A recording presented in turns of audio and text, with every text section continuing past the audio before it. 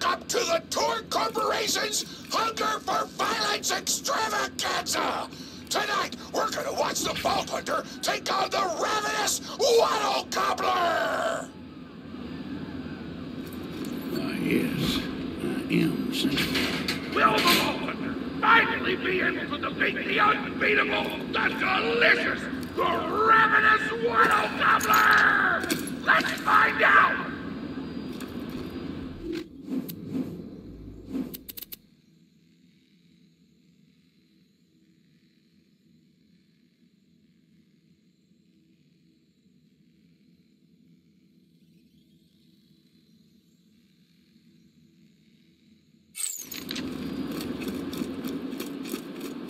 High quality, low prices, and no questions asked. You won't find better merchandise anywhere else. I made sure of that. But first, I'm interviewing the only Torgue contestant to survive a showdown with the Gobbler. Question time! How are you doing? What's your favorite color? Did you ever see that one movie about the dog who played basketball? Where did you have your first kiss? Did you ever see the sequel to the dog basketball movie where the dog went to space? And if so, which of the two do you prefer? Awesome! Another question. How do you feel about my facial hair? Thank you! How do you feel about the Vault Hunter's chances against the Ravenous Wattle Gobbler? Will they win? Will they die? Your thoughts! You don't sound confident! Further questions! Who is the most attractive person on Pandora? That's an awful thing to say! Ellie's like a 10! Try expanding your definition of beauty, you chump! No! I'm done talking to you! Your grasp on body policy... Oh, looks like we're out of time! We'll be right back after a word from our sponsor! Hey! Get over here so I can whisper some things to you in secret!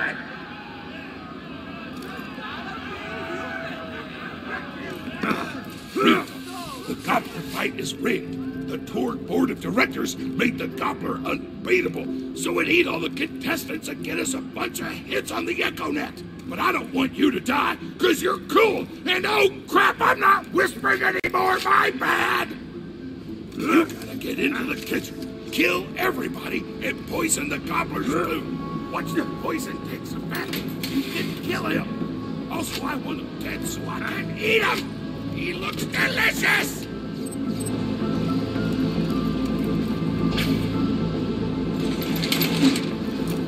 And we're back!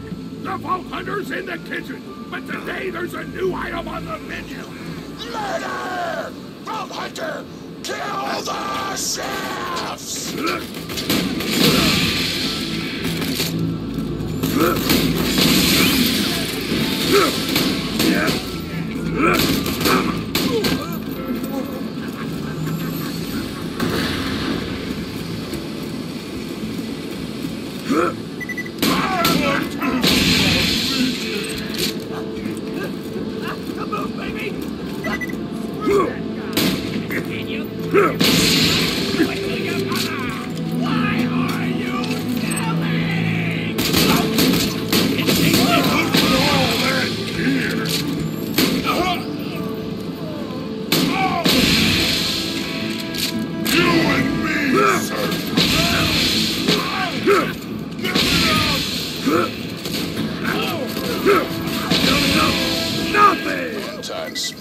President of the Torgue Corporation. You do well to ignore Torgue's instructions if you wish to stay alive. With the chefs dead, we can prepare our own meal for the Gobbler! Get to the freezer!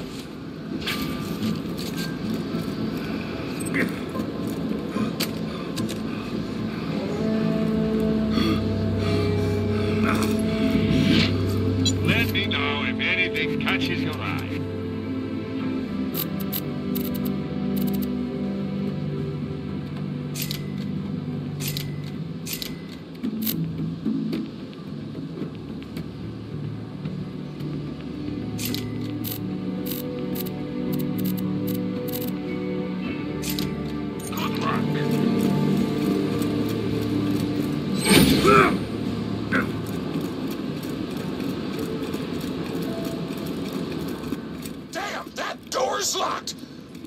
activate my remote lockpicking program. Lockpick!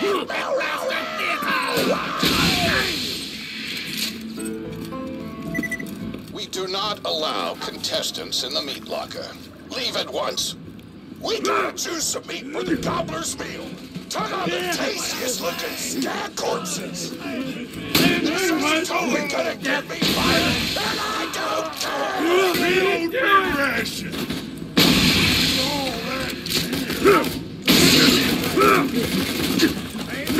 My mouth is watering! Just a drop on my tongue! I don't know what you're planning, but I don't like it. Tributes, get the Vault Hunter out of my kitchen.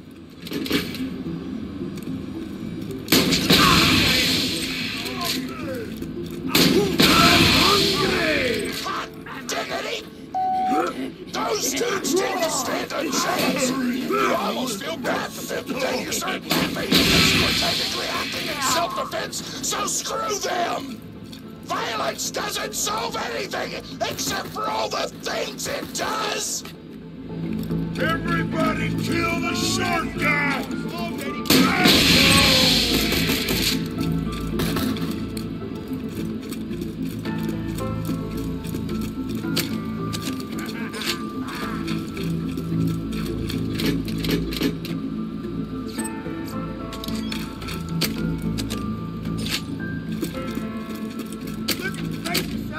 Just look at him!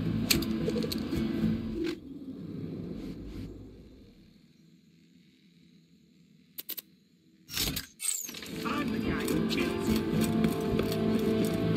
Now to grind up the meat! Get to the kitchen!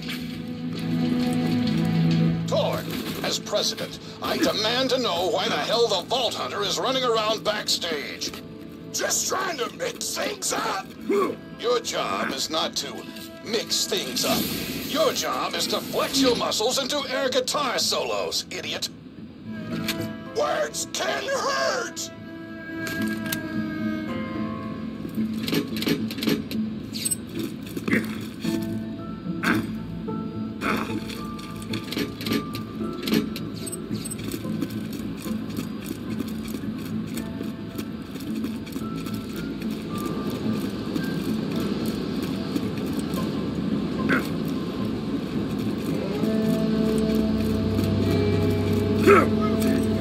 Let's get a grindin'!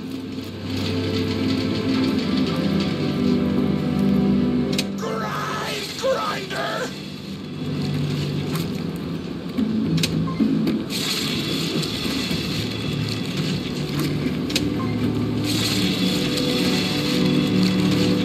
Delicious! We're nearly done preparing the gobbler's meal! With the meat prepared, we only need one more ingredient. Deadly poison! Head to the stabber jabber nests!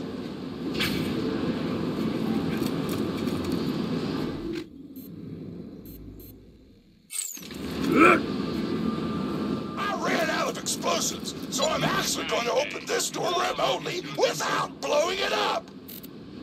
Psych!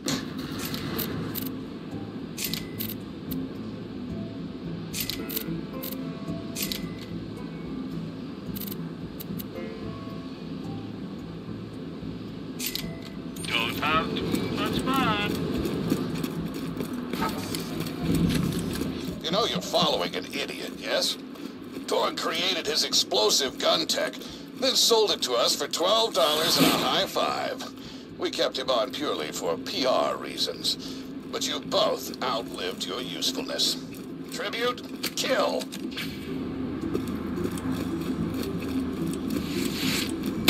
My shield!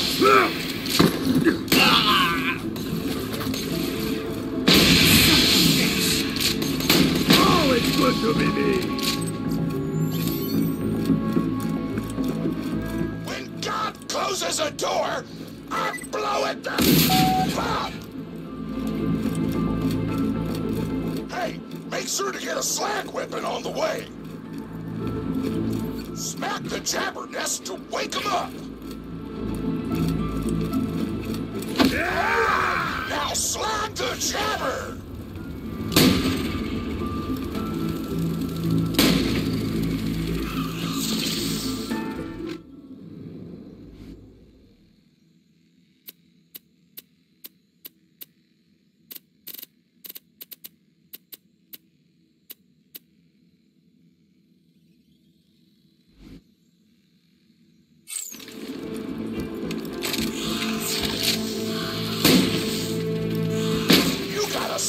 Jabbers, I'll stash the slag gun for you nearby.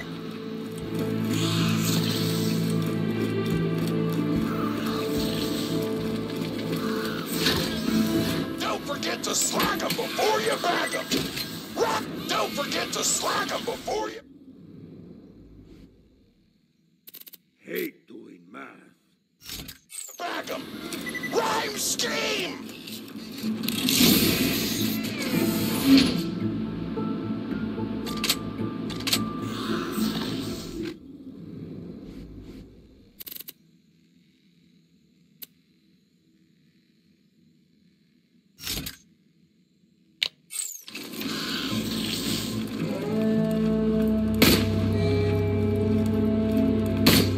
Before the slag wears off!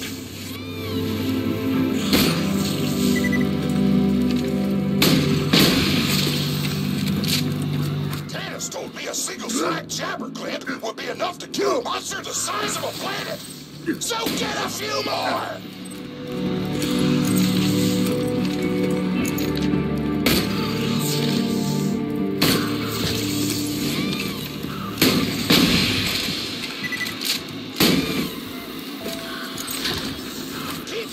Glands! I want the monster full of poison because poison is spicy and spicy food is like an explosion before your mouth!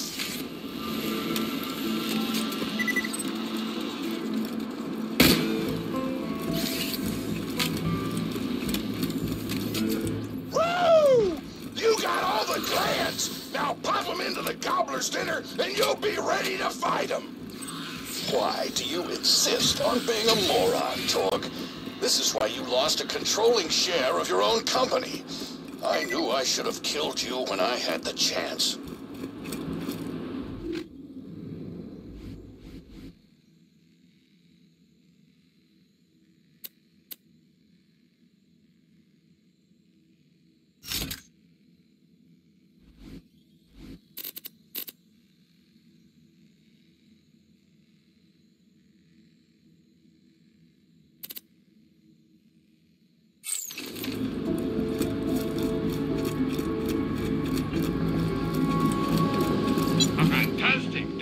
Capitalism.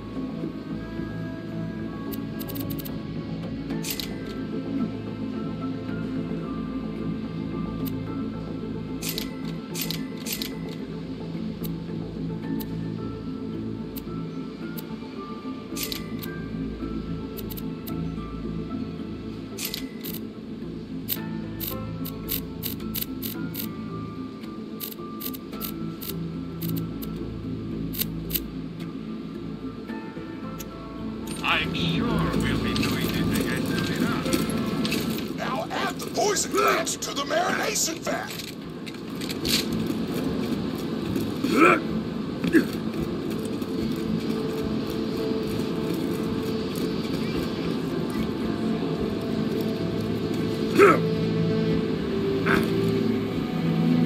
Hit that button to marinate the out of that meal.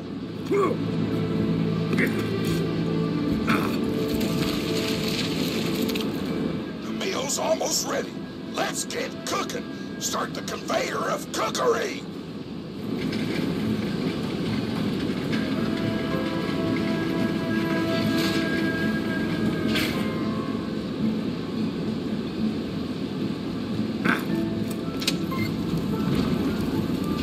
That's it. You've gone off script one too many times, Torgue. Today's meal is canceled. Chefs, shut down that oven. We can't stop now! Protect the oven! I swear by my abdominal muscles, I will eat the Ravenous Wattle Gobbler!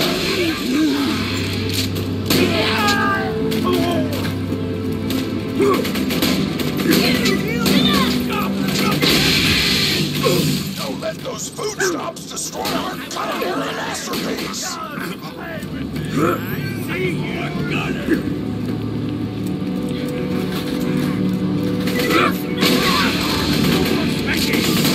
want that oven shut down. I want the Vault Hunter dead. And I want Mr. Torgue's head on a place.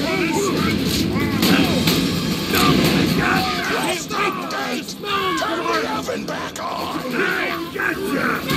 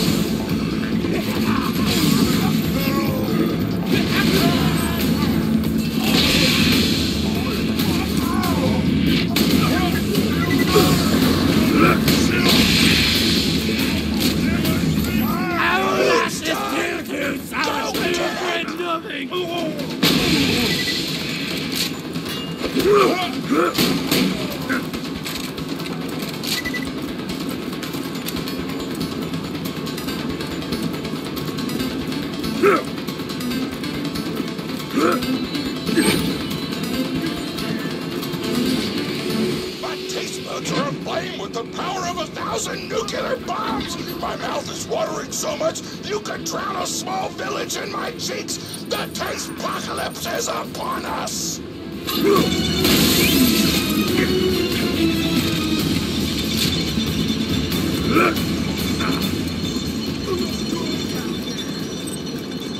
If you kill that gobbler, Torgue, it'll be your last meal. The board of directors and I can guarantee that.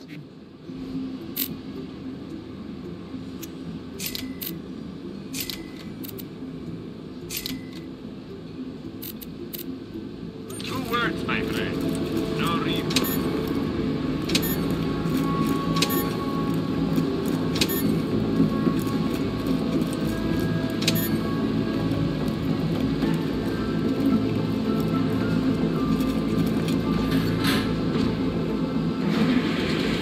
Why we made the gobbler invincible, Torgue? So you could kill him.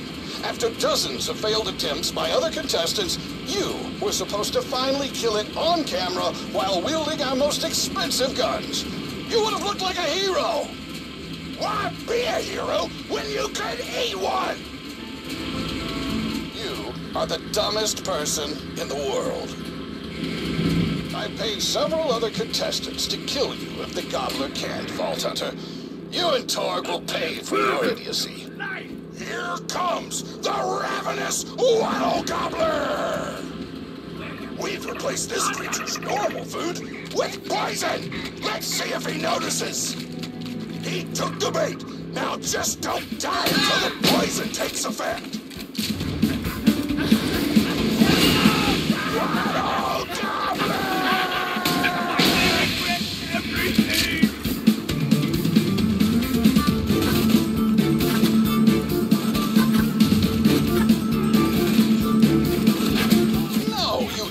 Mercs, don't shoot the gobbler, shoot the Vault Hunter! The poison's working!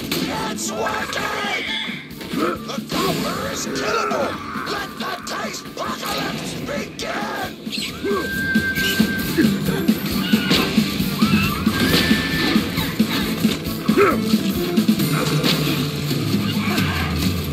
This is your last chance, Torgue. Call this off, or you're out of the company! I'll just work for Moxxi and blow things up! So, I'm gonna eat out of this thing! Napkins may or may not be involved! You just disobeyed a direct order from your president, Torgue. You're dead. I am so scared! I know you can't tell because of the tone of my voice, but that was sarcastic! Anyway, come on back whenever, Vault Hunter!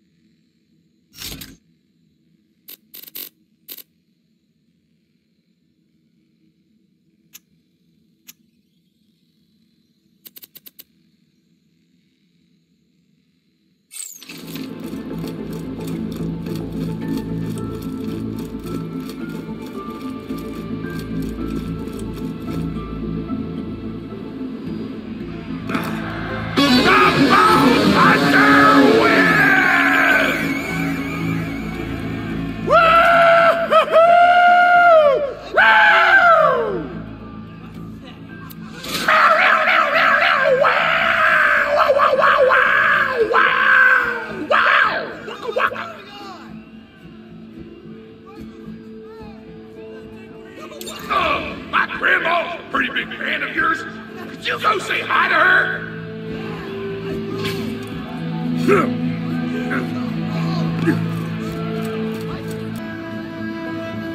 Oh man, it's the Vault Hunter! You are awesome! Didn't you fight Terramorphous? I fought a big creature like that once. He was a big whale squid with 100 tentacles. You ever fought anything with tentacles? Oh, of course you have.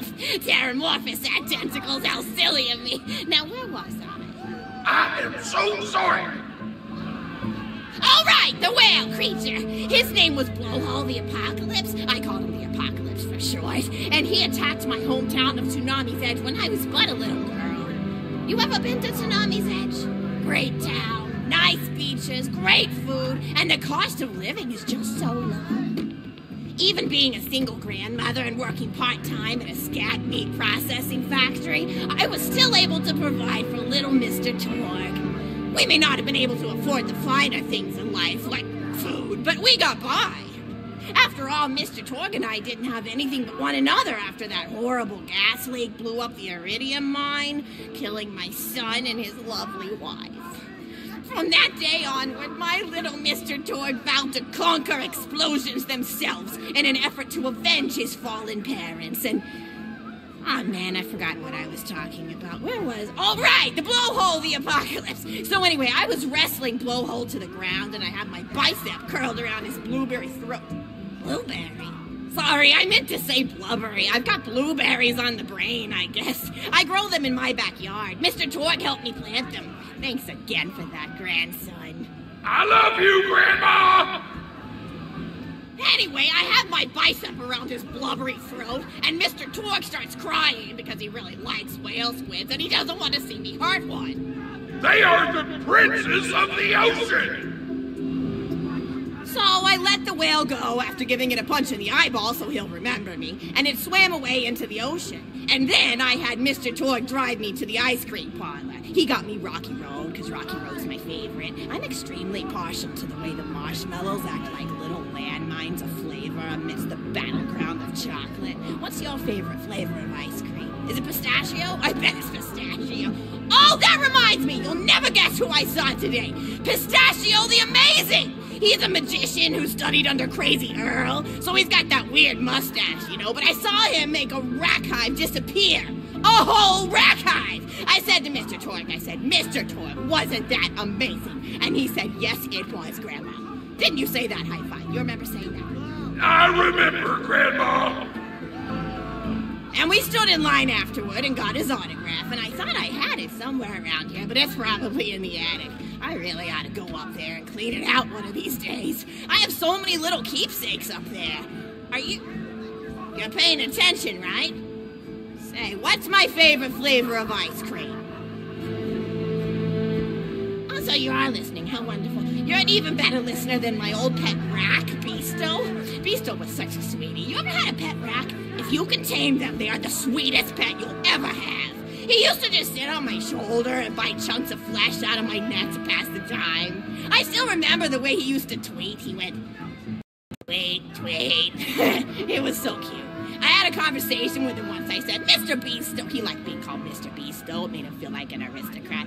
I said, Mr. Beasto, you're looking very cute today. And he said, oh, thank you, that's so nice. Or he tweeted in a way that made me know that's how he felt. And then he lowered his little head like he was taking a bow. It was adorable. Beasto was my third pet rack. First I had Woody. He got hit by a train. Then I had Anita. She got shot up trying to take vengeance on the train that killed Woody. And then I found Beasto making little poops on the windmill outside our house. After Mr. Torgue and I wrestled her to the ground, I did a flying pile driver off a nearby tower tree. Got him straight in the spine and brought him down. We brought him in and fed him some skag steaks until he decided he loved us.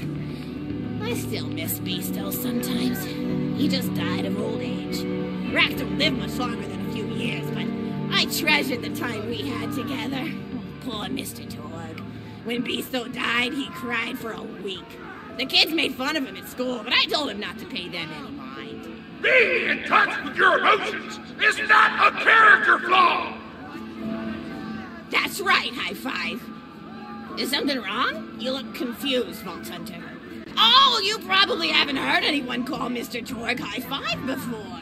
The world may know him as Mr. Torgue, but the Flexingtons always refer to him using his middle name. It's a Flexington family tradition, after all, to use your grandfather or grandmother's name as your own middle name. And my husband, High Five Flexington, God rest his soul, was the best grandfather Mr. Torgue could have asked for before he passed. He taught Mr. Torgue dang near everything he knew about firearms. Without High Five's teachings, I don't think the Torgue Corporation would exist at all. Gosh, I still remember the first gun Mr. Torgue tried to make after his parents died. A Jacobs shotgun with a stick of dynamite attached to the barrel. Torgue nearly blew his face off, but he got up, dusted his mustache off, and swore that by the time he reached the age of 11, he would make a gun that fired explosions without killing the operator. And by golly, he did! It took a couple of dozen prototypes before he got the right combination of gun parts and explosives right, but once he did, woo-wee! I'll never forget the plume of smoke that used to be my neighbor's homestead. They were jerks, though, so it's okay. Gosh, I've been talking your ear off for some time, haven't I? It's so kind of you to listen for this long. I've taken up too much of your time already. Please, don't feel like you have to stick around any longer. As a matter of fact, take this for giving this old woman some company. Woo!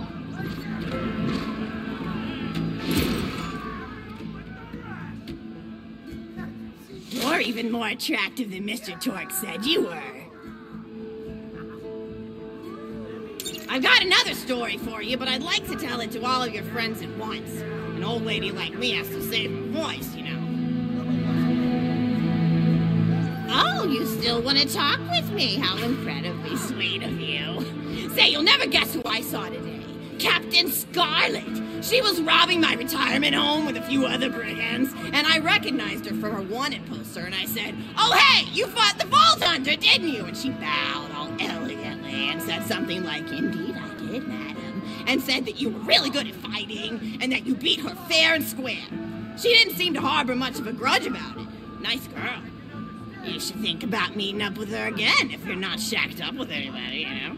I mean, of course, you probably are. Gorgeous hunk of a Vault Hunter like you. I bet you're beating away suitors left and right. Look, you're blushing. Oh, I could just eat you up. Mr. Torgue was so scared of trying to get a date for such a long time. He used to go to parties in high school and just stand in the back without talking to anybody. I am an introvert! I tried to tell him, I said, don't worry about chasing love. If you chase your dreams, then love will follow. See, that's the thing people don't get. You watch Echo films and they're just awful. They teach you that the only way to be with someone is just to pursue them over and over until they decide they like you. In reality, you know when you like someone almost immediately. You can't really convince somebody to fall in love with you. You just look like a stalker. But if you do things that you're interested in, like making guns that explode or killing mercenaries, then people will see that confidence and skill you have, and they'll be attracted to it. But there's always a fine line between that kind of confidence and narcissism, you know? There's nothing worse than somebody who wants to be famous. I remember when Mr. Torgue first sold his weapons tech to that board of directors, he was pretty egocentric for a while. Taking pictures of himself and posting them to the EchoNet all the time. Trying to hobnob with every celebrity that used his weapons. He came back home one day with a supermodel under each arm, and I said, "Mr. Torgue, what are you doing? You've lost sight of who you are. It's been weeks since you actually created a new gun," I said. And it was true.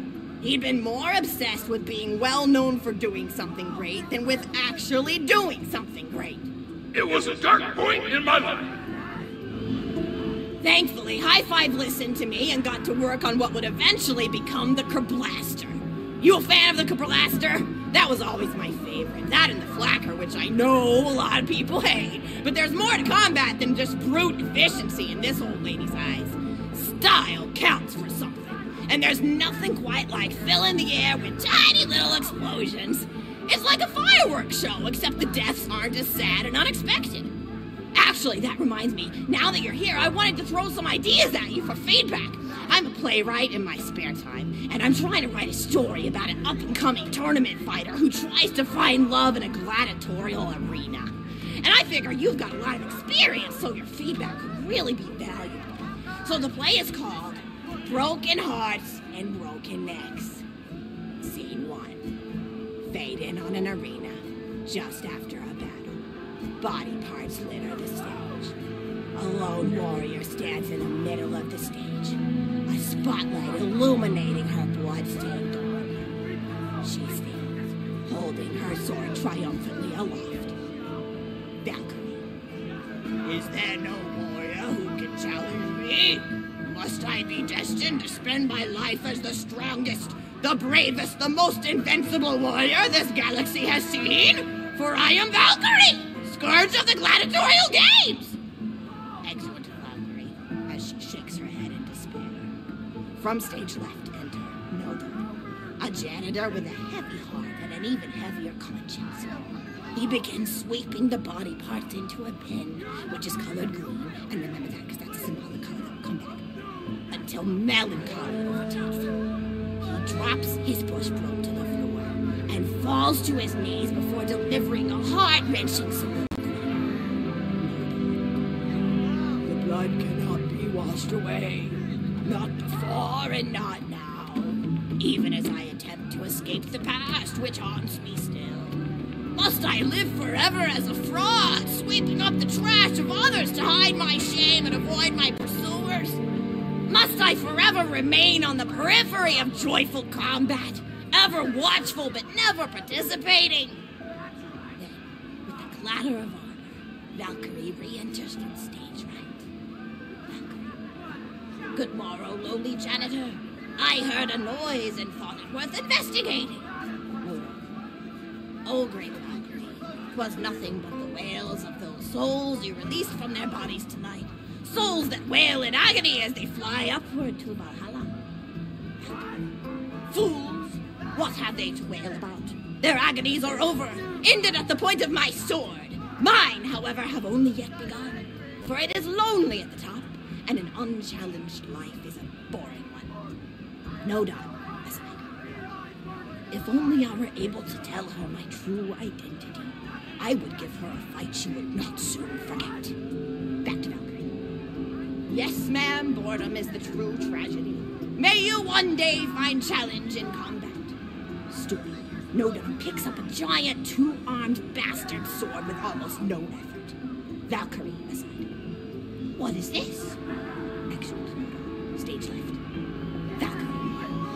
What strength this janitor possessed? Who is he to pick up a bastard sword with 2 fingers?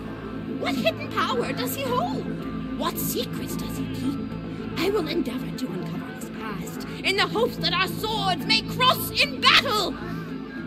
Excellent. End of scene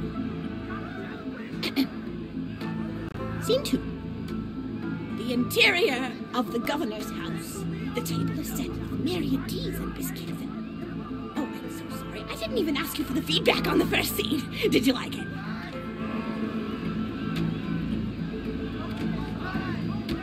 Oh, wonderful. I'll continue then. Scene 2. The governess enters from stage left.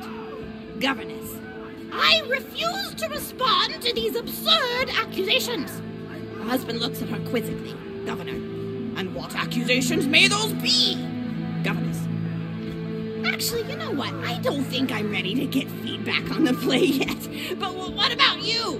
What are you up to? Tell Grandma Flexington all about it. I bet you've had some amazing adventures. Mr. Torgue told me about the time you all played bunkers and badasses together. He said it was one of the most fun and welcoming experiences of his life. Grandpa! You're embarrassing me! Sorry, sweetie, but really, you and the Vault Hunters are his first real pals. It wasn't easy for Mr. Torgue to make friends at school when he had facial hair at age 8, pecs at 8.5, and dead parents by age 9.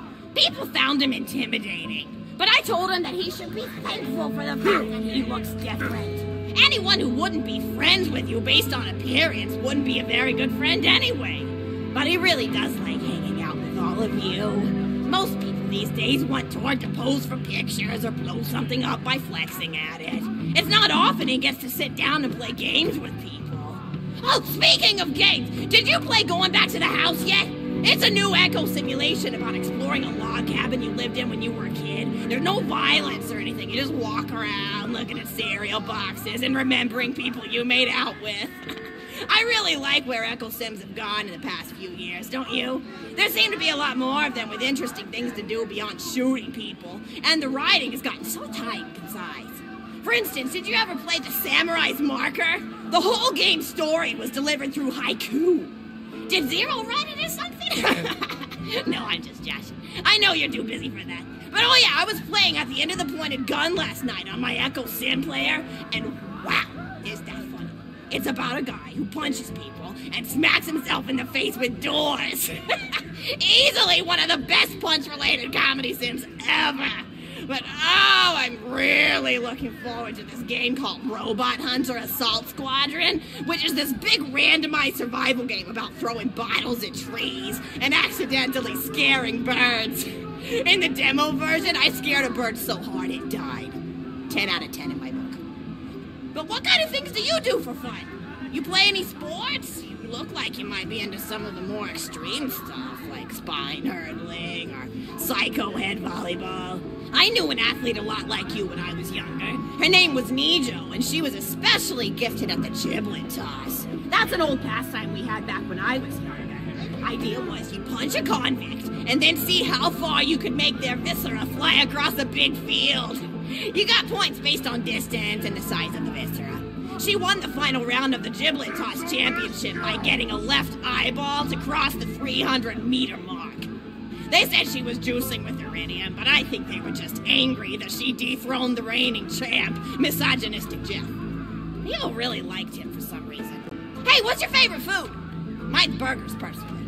People look at you like you're a pleb or something when you say you like burgers, but just think of all the things you can do with them. You can change out the patty, play around with the toppings, change what sides you have. You ever have a burger with veggie chips? Gosh, I all but forgot about fries for about a year after I discovered the veggie chip combo. And I'm not a vegetarian or anything, but those veggie patties they make on the more upper class worlds are crazy good. Better than real meat if you cook it right. Mr. Torgue tried to be vegetarian once after he saw a fluff bear get run over by a truck. How long did you last again? 12 seconds! Barely even finished the word vegetarian before he lunged at a skag chew I was holding in my left hand. Nearly lost a finger. Granted, he's always been partial to skag chews or skag bacon. Don't know why, since I always felt like skags tasted like old tires and vomit. But to each his own. Taste is a funny thing. People say your taste buds get more refined as time goes on, but they actually get worse and worse. So when Mr. Torgue used to refuse vegetables as a kid, it's because he was actually tasting how awful they were. When we old folks eat vegetables, we're only okay with it because we can't taste all the gross vitamins and stuff. Granted, vitamins are what have kept me going for as long as I've been going. You get enough B12 in your system and you can headbutt a freight train without so much as a bruise. That reminds me, I need to get my pills ready for the rest of the week. I have one of those little metal containers split into different sections for each day. It's really helpful. And the sides are sharp enough that I can use it to ward off burglars if I need to. What else do I have to do this week? Probably head to the bazaar, pick up some frozen spider and flanks. Gotta bring my coat, though, because it gets kind of chilly in the freezer section. What else do I need? Shoot the circle! Oh, I need Schwartzman's candy drops. Gosh, those are delicious. They're so smooth and sweet. Just thinking about them, I could go for one right now, couldn't you? Do you think you could go find me one?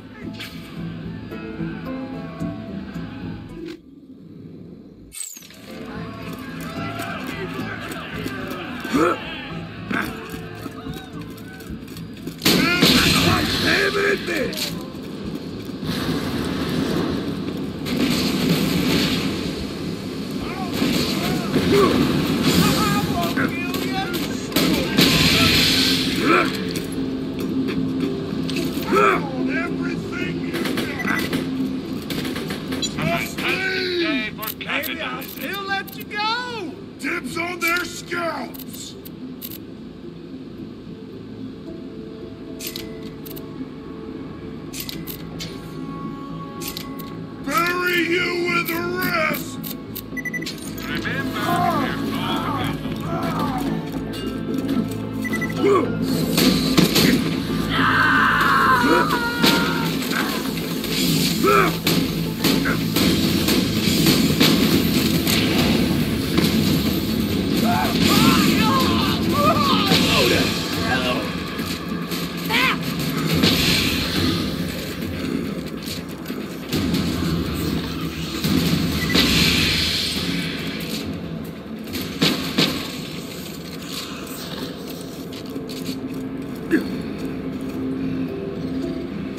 Schwartzman candy drop? Grab it for me, will ya? Oh, I can taste it already.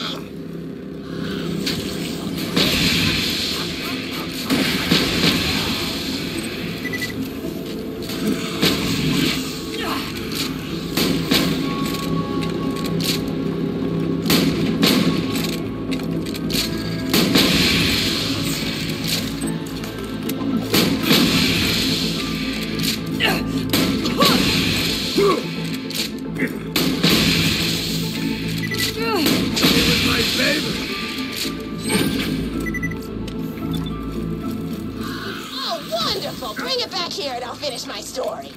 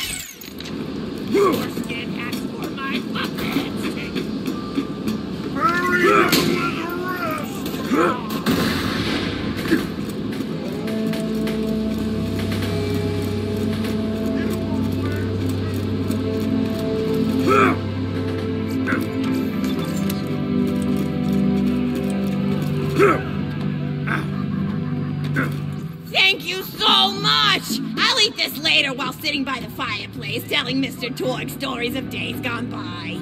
There's just nothing like a good roaring fireplace, is there? Something healing and safe. Maybe that's why our family likes explosions so much. They're basically just big fireplaces. Every explosion feels just like coming home. Oh, maybe that'd be a good slogan for the Torgue Corporation. Don't you think? High five? Ah! Oh, don't be silly. It's a wonderful slogan and you know it. I used to come up with slogans for a living when I was in my teens. I came up with the jingle for Professor Gunsight's Can't Miss Scopes. How'd it go again? Oh, yeah. If you try to shoot but you miss a lot, then give Professor Gunsight Scopes a shot. And then they played a gunshot sound effect and someone going, ah. It was cute. Give me your Gosh, I've been damn talking words. for a while now, haven't I? Bury Thanks for you bringing your with the friends to rest. listen to an old woman ramble for a while. I can't tell you how great it is to have somebody new to talk to, especially a vault hunter. Oh, and one more thing. Clean. No, actually, that can probably wait. Just something about vaults and the end of the universe. Anyway, here. I always spoil my friends, just like I spoiled my grandson. Whoa, no toy! Enjoy! Conversation! You won't last 2 minutes! You're nothing! Nothing! Drop your gear, I'll let you go! Gonna pick your torque!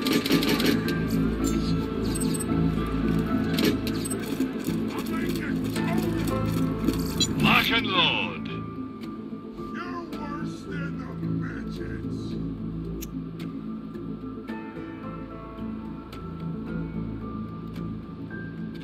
Drop your gear, I'll let you go. Quit making me work for it. Midget-loving hate sex. I've always got new stock. Check back later.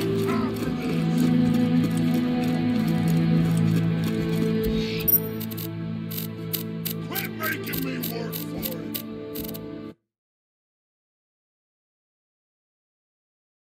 it.